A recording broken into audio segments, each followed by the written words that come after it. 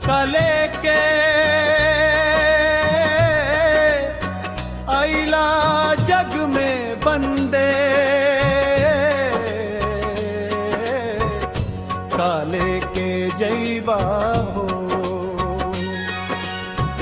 माटी के देहिया माटी में मिल जाई, नाम के निशानी रही जाई। धन दौलत महल अटरिया, संग ना कुछ हो जाई।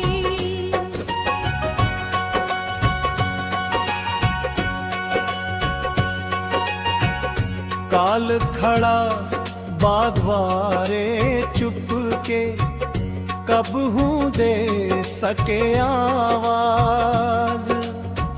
आज जे राजा बन के घूमे, काल हो जाई बेनिया। सांस के डोरी टूटत देर ना, दुनिया सपना हो जाई।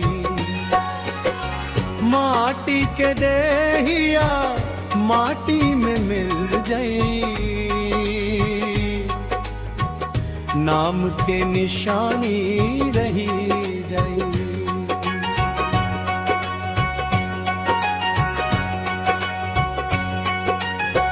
गंगा धूम काशी घूमल, घूमल चारों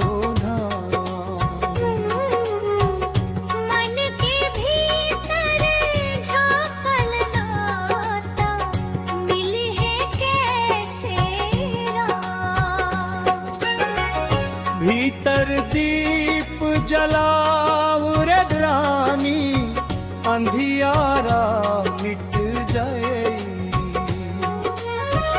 माटी के देहिया माटी में मिल जाई,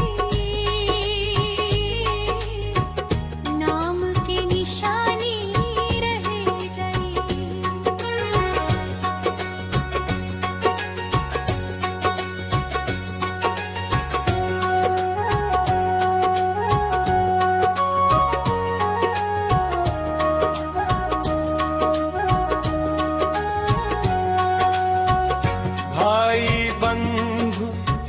नाता रिश्ता सब दिन चार के खेल। जिंदगी एक मुसाफिर खाना, बाकी सब झूठा में। सत्कर्म के पूंजी जोड़ ले, यही साथे जाई। माटी के देहिया माटी में मिल जाई, नाम के निशानी रह जाई। नाम के निशानी रह जाई। अरे रामा हो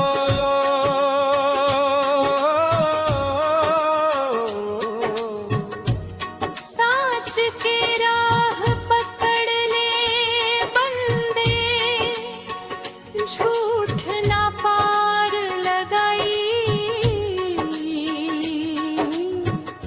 माटी के देहिया माटी में मिल जाई, नाम के निशानी रही